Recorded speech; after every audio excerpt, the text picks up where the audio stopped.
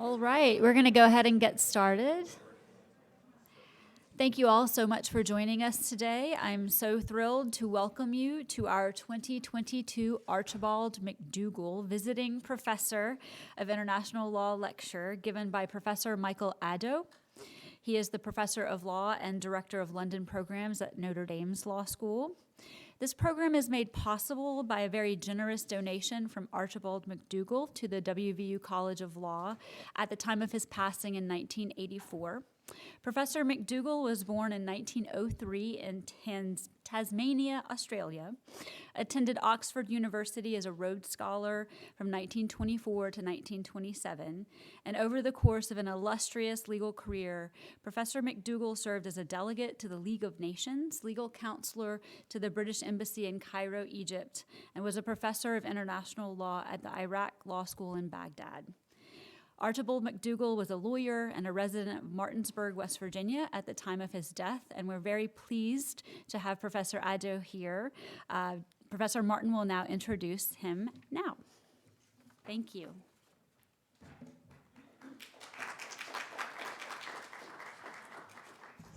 So, in most introductions, this is the part where the moderator or the MC reads the bio of the person they're going to introduce.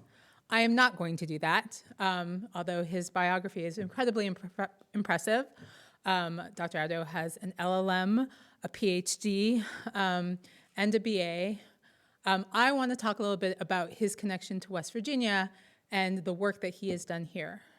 So Michael reminded me that we actually met 10 years ago this month for the first time when he came to visit West Virginia as part of his role as a member of the UN Working Group for Business and Human Rights. In fact, he was one of the first experts from the UN on the working group.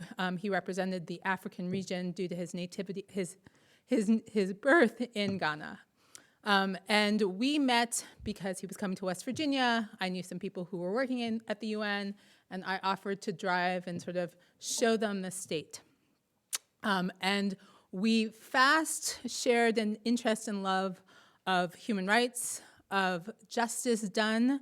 In fact, one of the most memorable experiences Michael and I had is when we went to a holler in southern West Virginia and heard people talk about sort of the contaminants that were happening in their water because of coal mining.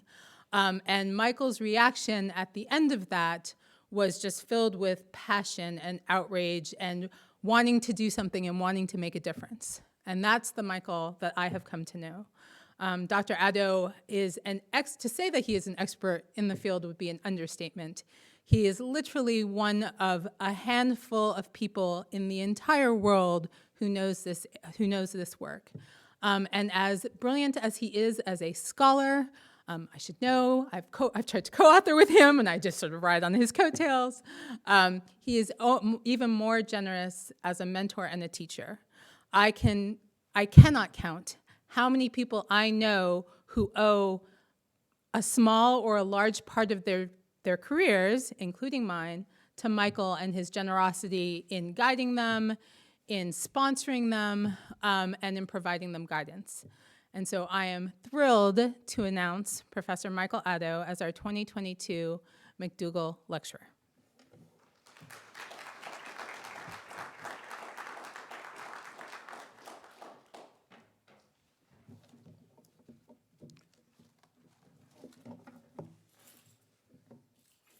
Dean Reinhardt, I want to thank you, and I want to thank your international committee. I want to thank Professor Martin, Professor Peck, and to thank the students for the honor that you have done me in inviting me to deliver the 2022 McDougall lecture. As Professor Martin mentioned, or perhaps before I get to meeting Professor Martin, one or two anecdotes. There was a Bishop of Durham, and Durham is somewhere in the north of England. And he was quite notorious as a bishop of the Church of England who did not believe in virgin birth. And one of his escape routes is to say, whenever anybody introduces you as an expert, they can see that you're going to be skating on very thin ice. And the advice is skate as fast as you can so the ice does not crack below your feet.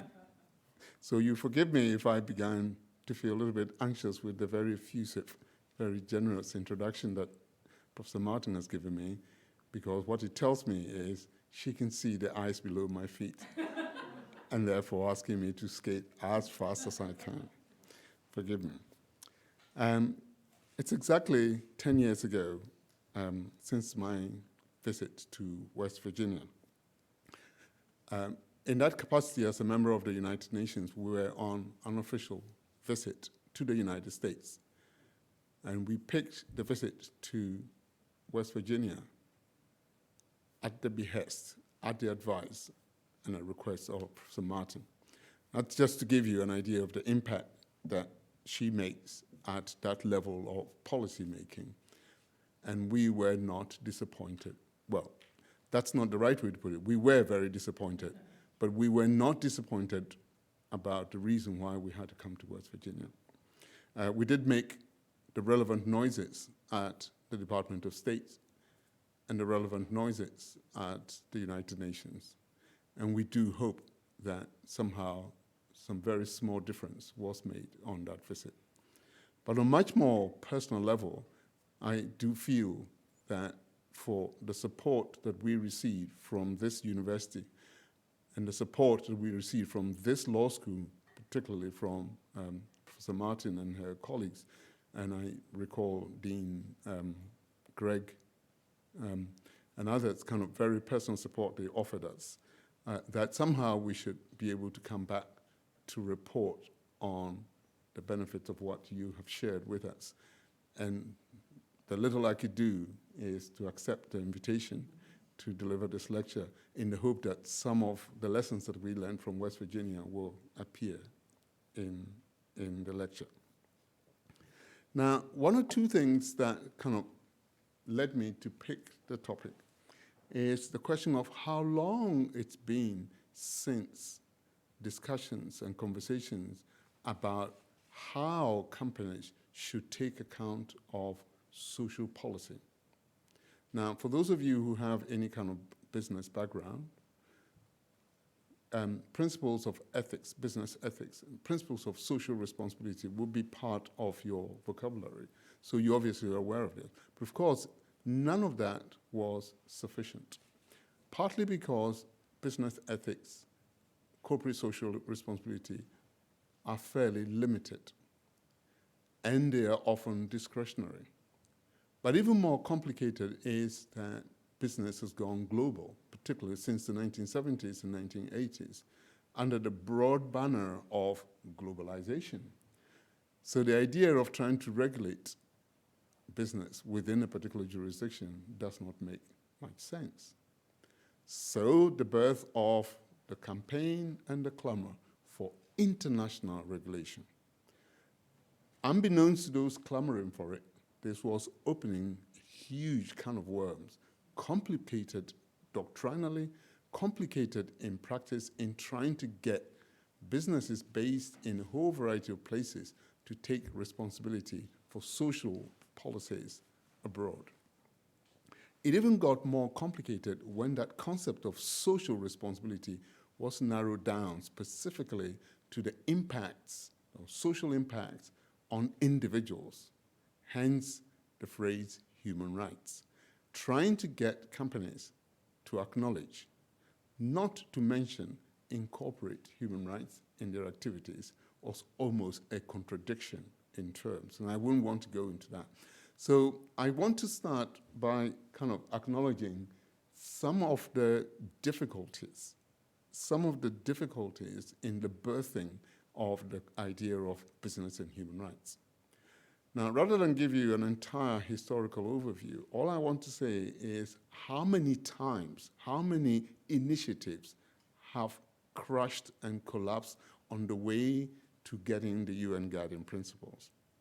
Now, for those of you who probably have done kind of background work on this, way back in the 1970s, there was a whole campaign to remove the government of Chile under the presidency of somebody called Salvador Allende.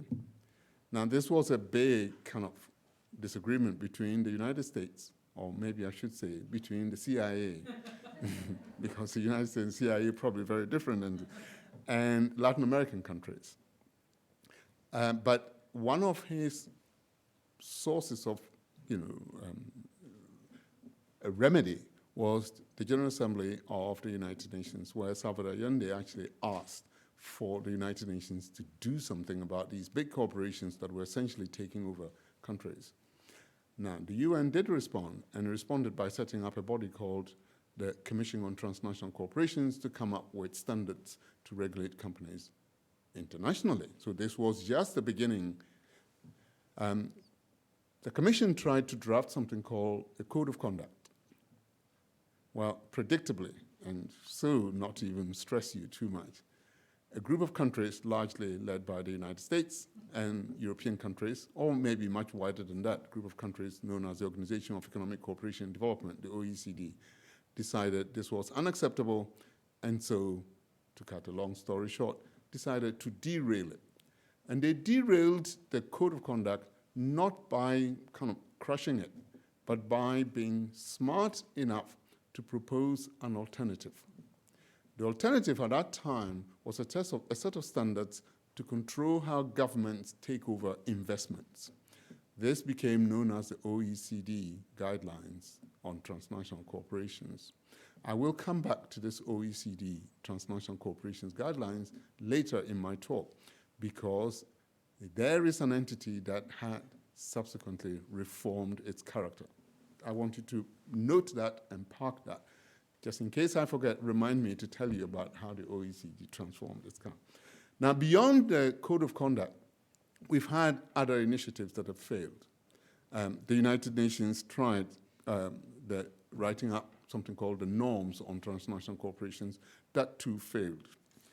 There was an attempt to set up a multilateral agreement on investment, MAI. That too failed. And a whole variety of other instances. So this was still the desperate effort to try to create standards for international regulation of corporate social policy in practice. So we got very lucky. In 2000, under the leadership of the then Secretary General, the late Kofi Annan, we had something called the Global Compact. But the Global Compact was an agreement between the United Nations and corporate executives in Davos, Switzerland. So essentially, Kofi Annan took the battle to the corporations. A very interesting lesson was, listen, we share some common values: democracy, rule of law, human rights. Nobody at that meeting denied these were shared values. And the idea was, okay, if we share those values, perhaps we should begin to respect them. So why don't we share the responsibility for respecting democracy, respecting rule of law, respecting human rights? Through that kind of joint conversation, we suddenly had an opening where the companies were prepared to talk about human rights in their work. The next time, of course, this issue came up was as a result of the failure of the UN norms. There was complete confusion about the consequences of that failure. And to keep everything calm, Kofi Annan invited a good friend of his, a Harvard professor of political science, to try and come up with something. He tells the story himself. It's no longer that he had just had major operation for prostate cancer when a nurse carried a telephone to him asking for him to speak to somebody in New York. And of course, he was still recuperating. He tried to refuse it, and the nurse said, he says he's your friend, and he insists on talking to you. So he took the call, and it turns out to be Kofi Annan. So Kofi Annan, being a very good friend, had no idea his very good friend was going through surgery for prostate cancer. What kind of friendship that was, I do not know. He picked up the call and says, well, please can you get to New York by noon tomorrow? He says, well, no, I can't, because I'm in a hospital bed. And so why are you in a hospital bed? It's a case of, well, I've just had major surgery. So, well, hurry up and get well, and please, I've got a job for you. Now, this is the way the late John Rugged tells the story himself. So what could it be? He turns up in New York a few weeks later, and Kofi Annan said, well, there's so much confusion in Geneva about corporate social responsibility and transnational corporations, I need you to come up with a new formula. Now, his reaction was, it's impossible. I'm not a lawyer. I'm not a human rights advocate. I've never run a business before. I have no idea what you're asking me to do. I cannot do this. He says, well, I don't know anybody else who can do it. Please get on and do it. Now, I make this kind of anecdotal story just to tell you who it is that came up with an answer to the most difficult question. So that's the background of the guy. Knowing he had no idea how to run a company, knowing he had no understanding of human rights, bearing in mind he is no lawyer, he decided to go to the lawyers, go to the companies, and go to the government, asking them what this initiative should look like. So they gave him the ideas. Having given him the ideas, he puts it together and comes up with something called the United Nations Guiding Principles on Business and Human Rights. A collection of ideas from all stakeholders. And this was, whether by accident or by pure genius, realized that the lock to the whole difficulty was getting full participation. So through that kind of stakeholder participation, he came up with a set of standards that everybody agreed with. Now, we celebrate the Global Compact, we celebrate the UN Guiding Principles as the set of standards that are now agreed as ways of regulating companies internationally. But John Ruggie was not naive. He knew that behind that consensus that he had gathered from the stakeholders, there was still considerable doubt. There was still a lot of disagreement. So he quite clearly made a series of remarks, what I call the keynote marking point. He made quite a series of remarks at the start of his mandate and a series at the end of his mandate. And I picked up a couple. He acknowledged that at the time when he was putting this together, regardless of how much simple it looked, he acknowledged that this was a kind of framework that was gripped with a lot of disagreement, a lot of mistrusts between the stakeholders. And this had to be acknowledged. This was true. The NGOs were constantly accusing companies of criminal behavior, and they're not talking to each other. And the companies are always telling the NGOs, you have no idea how to run a company. You don't understand the whole business of investment. That's quite understanding. He acknowledged that. So don't take this for granted. There's just no way we should take this for granted. The other point that he made was at the end of the mandate, when he had submitted his guiding principles to the United Nations, and the United Nations kind of accepted, or not accepted, endorsed it, and that's another critical linguistic difference. He made it very clear, let no one be under the illusion that the conclusion in itself will end all the challenges. Instead, this was meant to mark the end of the beginning. These two remarks I want us to bear in mind because they are quite critical in the conversation that I would like us to have. I want us to bear this in mind because I draw from this that he advised us to continue to search for reconciliation. Otherwise, this intense disagreement will persist. He also advises in that, or at least I draw from that, to be imaginative when we use the guiding principles. But perhaps the most important of the lessons from John Ruggie's initial remarks is that the UNGPs, or the guiding principles, are only an entry point. The future of the UNGPs lie beyond the text. Nevertheless, what we have is a lot of unhappiness.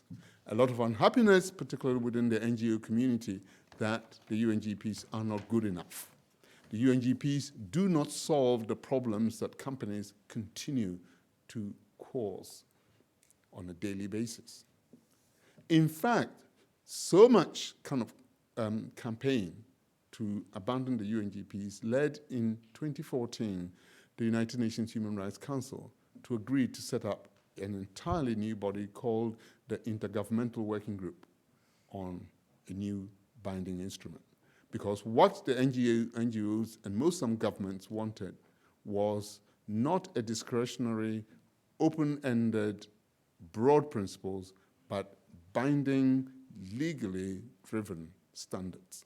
So in 2014, they set up the working group on the binding treaty, essentially arising out of the dissatisfaction and unhappiness with what they call the UNGPs. Now, I have spent quite a few years looking and working with the UNGPs. I am a great fan of John Ruggie's. In fact, where I come from, I'm more than a fan. I'm a groupie, literally. I worship the floor that John Ruggie walks on. So that's my first confession. The second confession, of course, is that I think the UNGPs have all the answers. And I worry about this clamor for an additional instrument.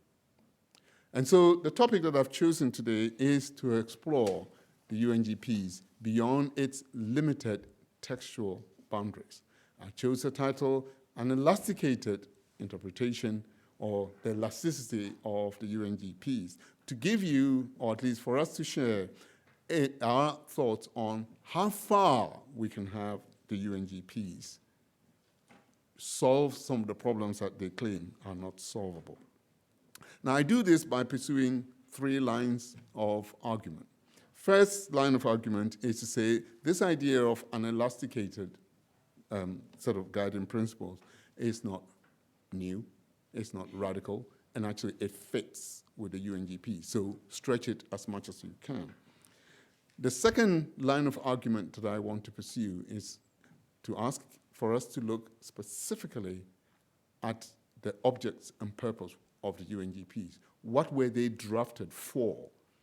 And then to see that they were meant to achieve more than what the text gives us.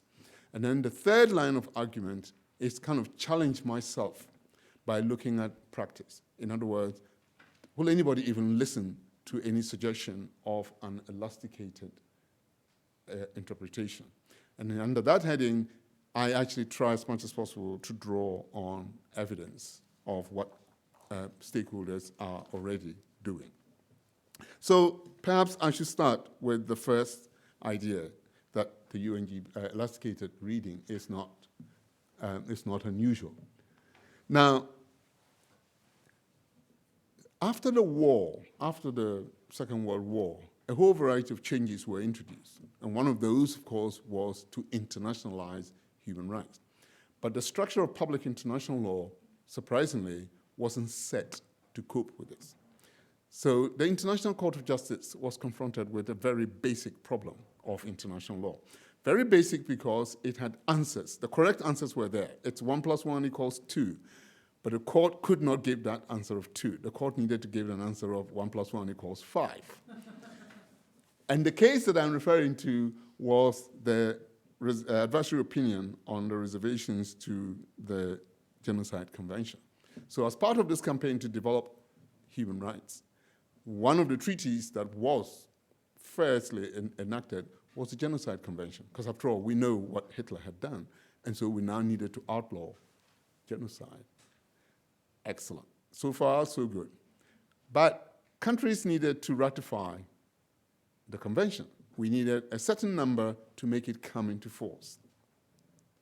But at the same time, under general international law, you could ratify the treaty while entering a reservation. And a reservation is a decision to be bound by certain parts of the treaty and not all of it. Okay.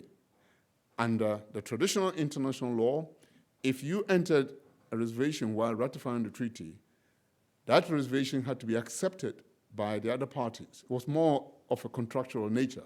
It had to be accepted before you could be a member of it. The Secretary General, who was then the depository of the Genocide Convention, had a very simple task of counting the number of countries that had ratified fully, including those who had been accepted with their reservations. Now, technically, this is a simple task. Your reservation has not been accepted, you do not count. Your reservation has been accepted, you do count. You have not entered into a reservation, you count. You have not signed at all, you do not count. Simple. I can tell you my 7-year-old niece can do this. The Secretary General tells everybody he could not do this maths. So he had to seek help, and so he referred this to no other than the International Court of Justice. Please, could the court tell him how to count? Believe it or not, that was the case. Now, behind this simplicity was actually a very complicated policy decision. Okay, if we had to count those who had entered the reservation and had been accepted, we will be able to get a certain number of countries. But that number will not be sufficient to bring the treaty into force. We would like to bring this treaty into force. It's so important that we get people sign this. So can we have some clever way of counting these people who have made reservations, even if they haven't been accepted? Now, that's a big ask. Because essentially what the Secretary General was asking was for the court to make new law, pure and simple.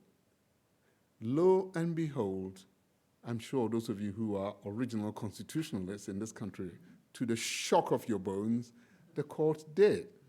The court decided that treaties of a humanitarian character are different. They are special, and for that reason, when a state enters a reservation, there is no need for us to accept or reject that reservation as long as they are prepared to ratify the treaty. This way, we'll get as many of them to be members of the treaty and get to the right number of ratifications and trigger its effect. This was some serious coup d'etat that the court has staged. But what the court had decided was essentially an elasticated interpretation of international law, partly because of the subject matter, and the subject matter being human rights or humanitarian law. The court then opened up a huge Pandora's box that as soon as we come to talk about human rights, general international law will not apply unless it supports us. It doesn't support us, we can kick it off. Courts like the European Court of Human Rights, or even before then, this was the reservation idea was then transformed in the Vienna Convention on the Law of Treaties, allowing for reservations to be acceptable unless it's against the object and purpose of the treaty.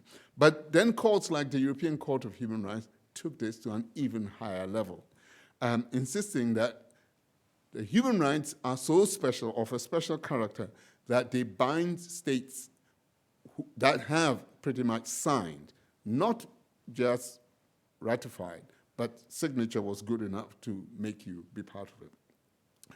Other courts have followed. The Inter-American Court of Human Rights, the African Court of Human and People's Rights, and a whole variety of institutions have followed this line of elasticated interpretation. So then, the floor is set. The question that I imagine exercises your mind is, all right, so what is so special about business and human rights? After all, it has a prefix of business. It doesn't say international human rights. So I want to move on to look at the nature and purpose of business and human rights. Now, in this part of the talk, I want to use the phrase business and human rights and the United Nations Guiding Principles interchangeably. For sophisticated experts like Professor Martin, they probably think this is an unforgivable sin, but for the rest of you in the majority, please forgive me, but I want to use this interchangeably. It saves the mouthful of having to transform. But if it helps, I think the broader field is the business and human rights, which encompasses the Global Compact, the OECD guidelines, other kind of initiatives, plus the UNGPs. So the UNGPs happen to be a small component of business and human rights. So if I use them interchangeably, I can see the error, but I just want, for convenience, to be able to do that. Now, the first one, of course, the first thing that I want to refer to is the idea that the UNGPs have a pedigree in human rights. They have a lineage in human rights, largely because that's what gives it its inspiration. The source of business and human rights essentially is to protect human rights. So we can begin to associate that as the reason why we should be thinking of an elasticated interpretation. But at the same time, I've got to be careful. I've got to be careful that it is not international human rights in the very conventional sense, because it does have that economic basis. I'm not quite sure which slide I'm on. Okay, sorry. I still kept thinking I didn't recognize that. I keep a little bit ahead of myself. Sorry, I do have the slides in front of me here. I should do this. So the idea, of course, is that it is human rights in some way, but actually it's not conventional human rights. Why is it not conventional human rights? Because it has that economic and commercial dimension. Why is that important? Now, as a society, we have made some very deliberate choices concerning our values. And in this part of the world, particularly the Western world, certain values are critical. Rule of law is one of those, certainly speaking to a College of Law audience, we always hold that. Democracy is a value that we uphold. Human rights is a value that we uphold. But within the human rights domain, freedom is critical. And I'm talking in the United States, so I'm thinking the concept of freedom is in the heart of every American. But think about it again, we have concepts of individual freedom and commercial freedom. Our entire economic structure is based on the freedom of the market. There is therefore nothing criminal. There is nothing wrong with the freedom to make profit. That's what our economic system is based on. At the same time, we value individual freedom. Suddenly, we realize the concept of freedom has two dimensions that have never been able to be brought together until now. Now, if we're going to bring this together, then we need to acknowledge that both dimensions of freedom are important to our society, rather than to think that one should trump or override the other. Here is one of those classic, in my view, errors that most human rights advocates make, which is that human rights must override market freedom. We will have no viable society if we did that. Okay, if we're going to respect both, then out of business and human rights, we end up with a blended identity. Now, for the moment, what I want to do is actually indicate that this process of reconciliation requires more thinking than just what the commercial management people think, more than what just the human rights people think. That blended identity requires a lot more elasticated thinking. In other words, if you transpose the straight human rights approach to this subject, you will fail. If you transpose the straightforward management approach to this, it will fail. We need an elasticated thinking. And another characteristic, and by the way, we're looking at the object, the nature and purpose of this, which makes it so necessary. So first, the idea that it's a human rights subject, which by nature, from the previous ICJ and European Court cases, says it can be dynamic, can be elastic. The second, of course, is the nature of it as a blended discipline. That means we need a slightly imaginative way to interpret it. The third approach, of course, is the idea of governance from the grassroots, the concept of polycentric governance. Now, I need not remind you, as I speak to a United States audience, that the majority, please forgive me for some of these generalizations, because here is where my European kind of stereotype of the United States can often be wrong. Please feel free in the Q&A to tell me we never thought Americans like that. But we always imagine that in the United States, there is just this concern for big government. If there's any way we can shrink federal government to that, we should do it. Now, not too long ago, you had a head of state who believed in that. That I am very sure. I don't know what it is now. But there is a general clamor for small government in the United States. But actually, the United States is not alone. Most countries believe this idea that decisions should, as much as possible, be made at the lowest level possible. In fact, the Europeans coined the subject principle called subsidiarity. And so you're not alone. We all believe in this. Years before most of your time, and I'm looking at you because most of you look so young, there used to be the Prime Minister of the United Kingdom by the name of Margaret Thatcher. Famous, fearless, and don't mess with me kind of person. Who had a dear friend in the White House by the name of Ronald Reagan. And between the two of them, they decided to run the world on their own. And one of the ways in which they proposed this was to privatize everything. Now, in the United States, that made a lot of sense. In Europe, that was just murder on the streets. We privatized all our services. Why? Because Mrs. Thatcher needed to make for small government. Mrs. Thatcher wanted the community to run the country, community by the people. Mrs. Thatcher believed that decisions had to be made at the lowest level. People had to own the water companies. People had to own the gas companies, and so on. So this was all part of the culture of governance from the ground. They're not alone. In fact, if you look at international standards like international finance, international trade, this is actually interaction between companies, interaction between investors. It was never about government. Now, the reason I'm kind of driving all of these small examples is to tell you that the idea of governance from the ground up is not new. The United Nations Guiding Principles actually rides on the back of this idea of polycentric governance, the idea that we should all come together to govern the problem we have. We, in this instance, means stakeholders. The idea being the companies, the governments, the NGOs, the victim groups, the academics. Everybody has a role to play. Well, if we're going to have this variety, diversity of perspectives, then we need a more elasticated interpretation. Now, I should also say one or two things very quickly, and the idea, of course, is that if this is the world we have, if this is what the UNGP is about, then it's not meaning to hold anything stable. So, for example, the parent disciplines, human rights and management, are going to have to be transformed. They're going to change. For example, international human rights law, which is largely about states, is going to have to rethink the role of non-state actors, because otherwise business and human rights doesn't fit. In much the same way, if management is going to be sustainable, it cannot be done without social policy, like human rights.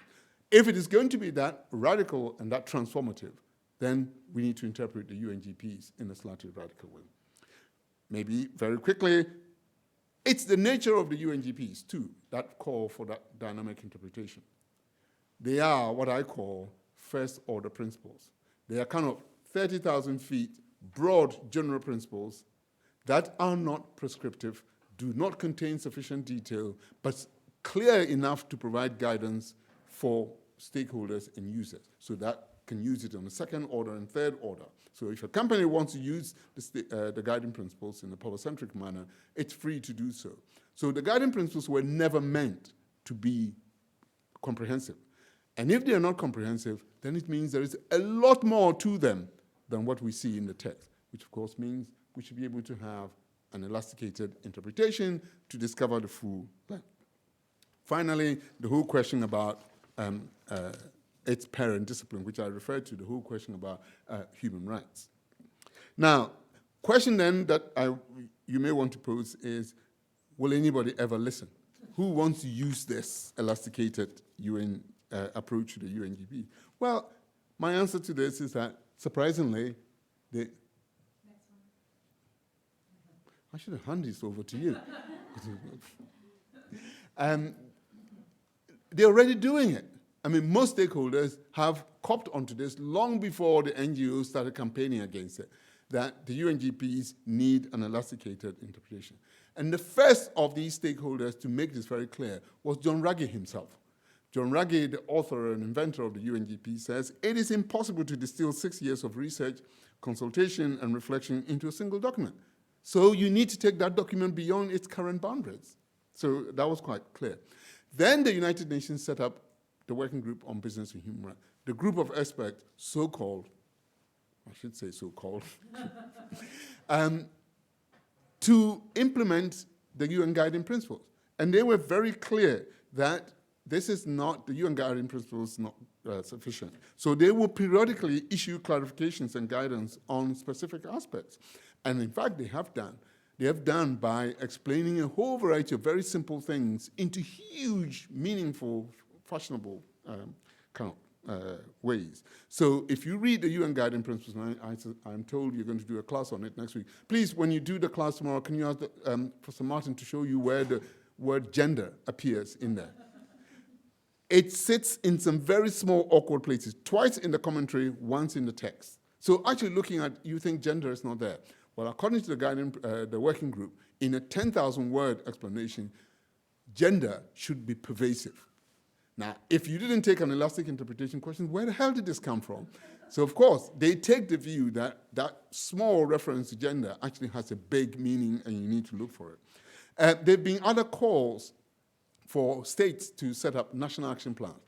Well, the joke about it is that the entire UNGP doesn't have that phrase. National action plans don't exist. But somehow the working group requires every state to enact a national action plan. So you can see that they, through this process of unpacking the UNGPs, are using the elasticated approach anyway. The Office of the High Commissioner on Human Rights, which is the central secretariat that helped in the development of the UNGPs, that continues to support the working group, also feels the need from time to time to elaborate on this, and particularly on the role and responsibilities of companies. So in 2013, they came up with a document called Corporate Responsibility to Respect Human Rights. In that sense, trying hard to explain what the UNGPs are about. And I particularly like the statement that they put out, that it is not meant to add anything new, but rather the guide is to provide additional background explanation to the guiding principle to support the full understanding of their meaning and intent. You mean the full understanding is not in the document? Okay, so we get that. It's not limited to the UN alone. The OECD, our friend the OECD, used to outflank the Code of Conduct in the 1980s, used by the countries to undermine any kind of attempt to control companies, have converted.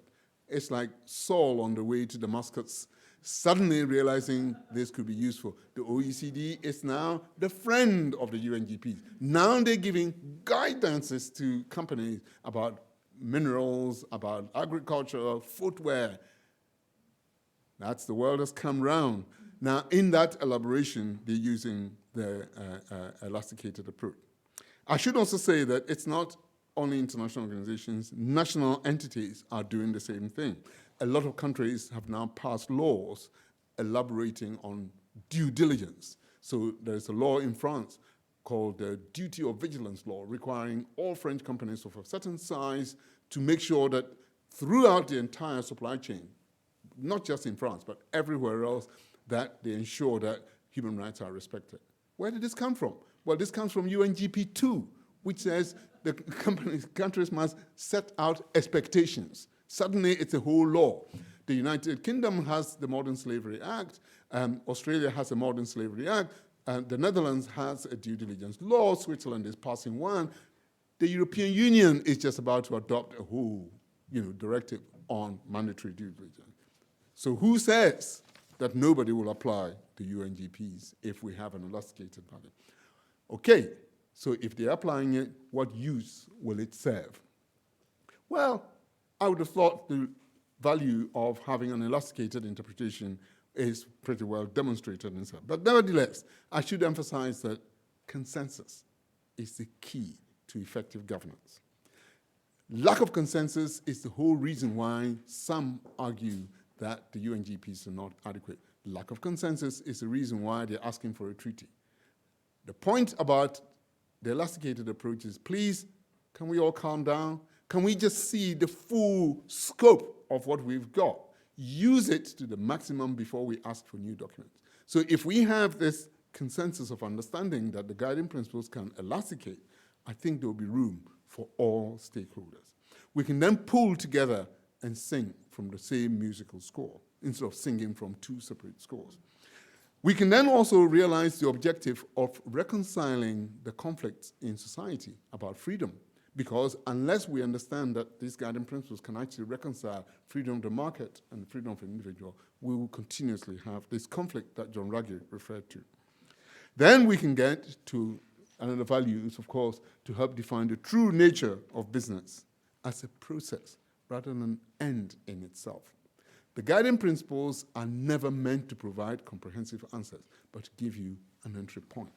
An elasticated interpretation gives you that value of assurance that, okay, if I look a little bit critically, I might just get a better meaning.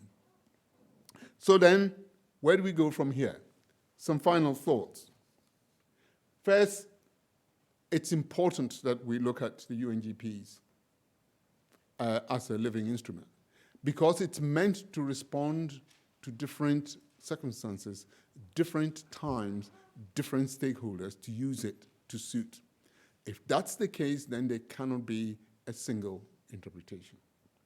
The next is what John Ruggie himself made in one of his earlier statements, that the UNGPs mark the end of the beginning. What does he mean by that? And then I've taken this quotation of his. That's to establish a common global platform of action on which cumulative progress can be made or built step by step without foreclosing any other promising long-term development. Guys, it's not the end of the world. Let's keep working on it. And this is not rocket science. And if we're going to be working on it, don't shut any doors. Don't say the UNGPs are no good. Just say, let's see how best we can use it. The other thing I want to refer to, another reference to John Ruggie's, he acknowledges, you remember the first two quotations, that contestation or contested perspectives are unavoidable. But we must have a common goal.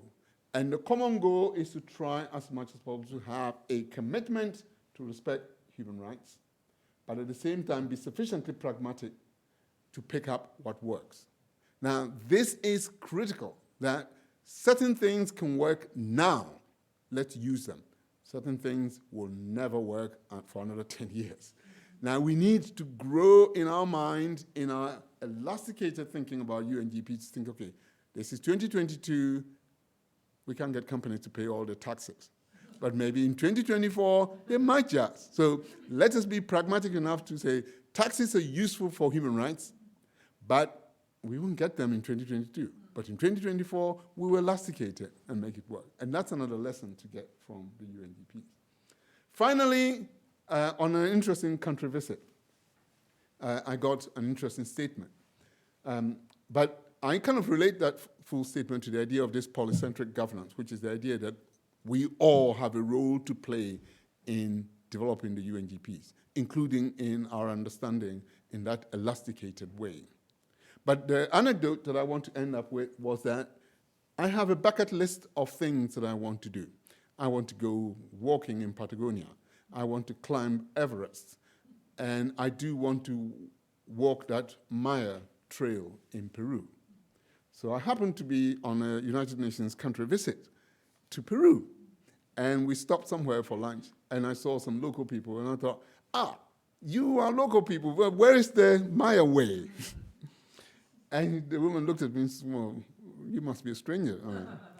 He says, please don't ask where is the way, because the way is made by all of us. It's when we all walk together that we make the way. So don't ask what is the way. And on that note, ladies and gentlemen, I thank you very much for your attention.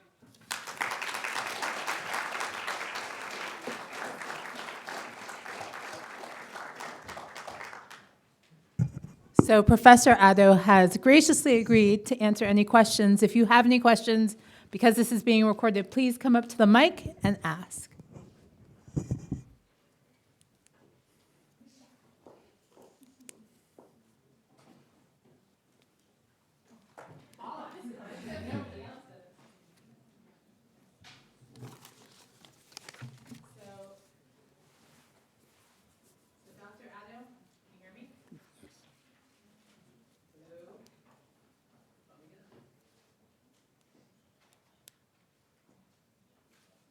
I'm going to just talk really loudly then.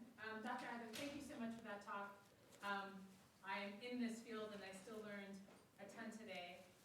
My question is a bit on this idea of how do we get stakeholders to overcome their distrust even today, right? Because that seems to be this perennial problem. And how do we get businesses to sort of show their good faith that they are truly committed to bring in social impacts into their work? Well, it would be an understatement to say that's an excellent question. And every time, and as a guide, whenever anybody responds by saying that's an excellent question, it means I have no idea. I'm going to have to think about this. But no, it's been millennia building up this problem. I think we should start from the point where we will not expect this to happen overnight. So number one is time. Number two is demonstrated result. It's becoming very clear that a lot of investors are now convinced that it is the way forward to have a sustainable social policy. And in fact, some investors have actually got data showing that the most successful companies now are the ones that have got the social policy that takes account of human rights. So it looks like we're going to have these kind of developments that gives the confidence. But it will still be there, as John Ruggie pointed out, contested perspectives is unavoidable. We will continue to contest this until we come together and with some kind of understanding. So I think the key is continuous dialogue and continuous working together. And I recall one of those events where Professor Martin and I often meet, which is the annual forum on business and human rights, which is an open forum for all the stakeholders. So you have the NGOs rubbing shoulders with the CEOs. A particular panel where the CEO of a mining company, claiming to be such fantastic respecters of human rights, be challenged by an indigenous kind of member saying, in my village, your company just polluted all my water. Now the CEO confessed, says, listen, I had no idea. And I promise you when I get back to Denver, I will make sure of this. Now, I don't know what that actually happened after that. But the point was that there was somebody there in conversation with the CEO. And that opportunity allows for polycentricity to make a difference. So I think it will be a matter of time. But I am very optimistic.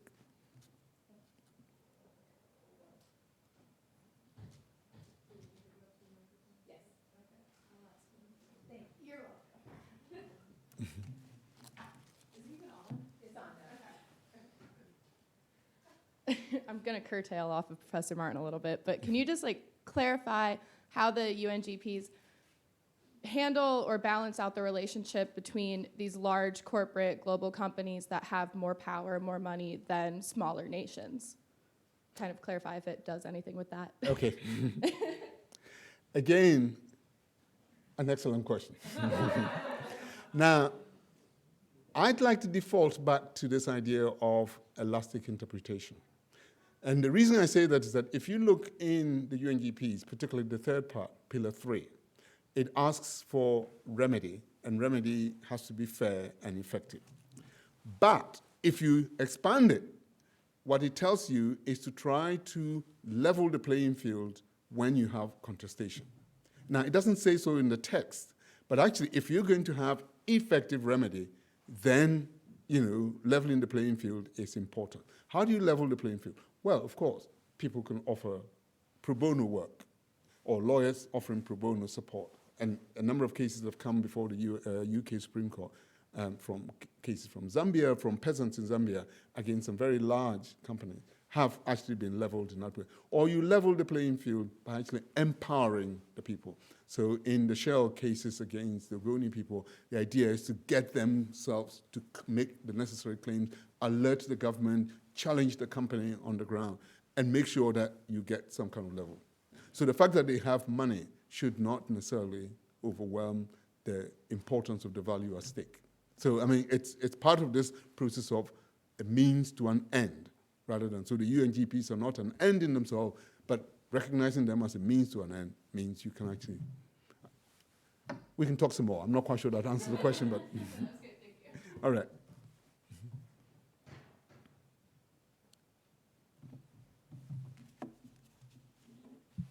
So mine kind of comes from the pressure in between capitalism and human rights. And so when you have a financial system that will minimize human rights to the utmost extent for the sake of profit, but then you also have those people who want to minimize human rights as part of this polycentric government promoting human rights, how can we trust corporations not to minimize human rights to the utmost extent to maximize their own profits? I mean, it's become a bit of a broken record there. That's another excellent question. Well, my children don't trust me. But that doesn't mean that I couldn't do things that help them. Partly because my children think how do I put this politely? Anyway, I wouldn't tell you. I mean, Dr. Martin's met my children, and they're not very kind to me sometimes. No, but I take your point. We have a structure that originally was meant to grow equally. But for some reason, one has grown faster, bigger, more powerful than the other. First, we cannot devalue either. Because you're rich, you're powerful, and you're profitable doesn't mean you can devalue individual freedom. So that's the first point that polycentric conversation should bring to the attention, that you as a company are nothing unless you respect the values of our society, including respecting human rights. So that's just from the company's point of view. We as a society have to begin to calibrate in our minds how we define success. Now, if I ask you to tell me what are the top 100 companies in the United States, you give me the FT. Is it the FT 100 or which one they use in New York? Fortune 100. Every one of those is based on profitability. Why can't, as a society, begin to include in those matrices respect for human rights? And the reason is that for years, we hadn't even imagined that was possible. Now it's beginning to become clear that in the definition of successful companies, those that are beginning to lean in the direction of respecting human rights. Now, my answer to you, therefore, is not today. Again, we are learning to change our priorities. So I think it is no longer, I'm just trying to think who made that remark. Greed is good. What's that movie? Wall Street. Wall Street. Now, that kind of movie is no longer sustainable. Nobody can actually credibly go around and say, right, kill everybody. Partly because we've had this conversation. We're now at the point where we're beginning to think, that's not going to sell. We're not going to do it. It's not fashionable anymore. So that social fashionability can also help. I wish I could tell you it will stop tomorrow, but I'm very sure that it won't, and that would be a big lie. So, but what I know is that we're talking about this, and the companies can hear us. And we know that we're empowered enough to challenge them. That conversation is going to take us to some point. Hopefully I should be alive enough to see it. If not, please, can you take hold of it? We have time for one more question. Well, there are two. Can we take the last two? Yeah, we'll take two. Sorry. I'll make mine quick. I think it's a pretty straightforward question. It's more to your use of elastic ability in searching for broadening the UNGP, broadening these principles so it might apply. So my question is, why use an elastic approach so that you can broaden it beyond the text instead of drafting new agreements and getting more people to agree? Because if they agreed once and you were able to convince them with the reservations to agree to these broader reasons, why not just a new agreement? Because with this elasticity, you're trying to broaden beyond the scope of the original agreement, and there's going to be doubts and questions to what this broadened scope is going to be. And there's going to be debates. How broad is this, and what actually falls within this broadened understanding? So why use elastic ability instead of a singular new agreement that is trying to reach everything you're trying to do? I thank you very much, because this is a question that I think I can answer this one. But nevertheless, a very good question. Now, here is the historical fact that up until the UNGPs, everything failed. Why did it fail? Because of the manner in which we tried to craft it. We tried to craft it through state negotiation. And when you negotiate something, everybody wants their piece of whatever it is. I was going to say a piece of their share of the tofu or whatever it is they have these days in there. And the consequence is compromise, and you take it down. And by the time you hit the compromise, everybody's dissatisfied, and it's not what you wanted in the first place. What John Ragged did, partly because of his confession that he was no lawyer, no company executive, no human rights guy, was to take it to everybody to him. When he succeeded in getting everybody to get it, he went to the UN to say, okay, you set me a task, here it is. What I failed to tell you, and perhaps I should have said, is that at that point, a mega process disagreement arose. The UN then said, thank you very much, we will now take it amongst the states to negotiate it. And John Ragged put his foot on the table and said, if you do this, I want to withdraw the entire document. I don't want you guys to negotiate it because I know how messy you guys are. I don't want you to touch this, and in any case, you cannot even accept this. I don't want you to even imagine that you have control over this. The only way you can have this guiding principles is to endorse it. And if you look at the resolution that brought the UNGPs, that word was in italics. Very simple word. It really doesn't seem quite significant, but actually that made a lot of difference. And to endorse it means you take it as it is, you don't touch it. Now, what's the significance of that? The significance of that was that everybody who had contributed felt whatever the contribution they made was still in there. If you then decide to renegotiate it, unless you do it the John Ruggie way, it's not going to work, is the answer. So negotiating a new treaty, sadly, without using that format, which is the bottom-up stakeholder approach format, is not going, we know it won't work. Why do I say that? In 2014, when the Human Rights Council set up the Intergovernmental Working Group, this warning was given by no less a person than John Ruggie himself. Guys, don't do it the old way, do it my way. It was led by Ecuador and South Africa, two countries that have reason to doubt, distrust competence. So everybody thought they're going to do it well. But the moment they took it into state, John Ruggie says, it's going to take you forever to do this. Oh no, we'll do this in 2 years. Well, it's 7 years now, and they haven't even agreed a text, let alone bring it forward for negotiation. So to answer your question, by all means, have a new treaty. But it will take you forever. And if it's going to do that, why don't you just use what you've got and use the elasticated approach and work with what you've got? Sorry, so I have a last question.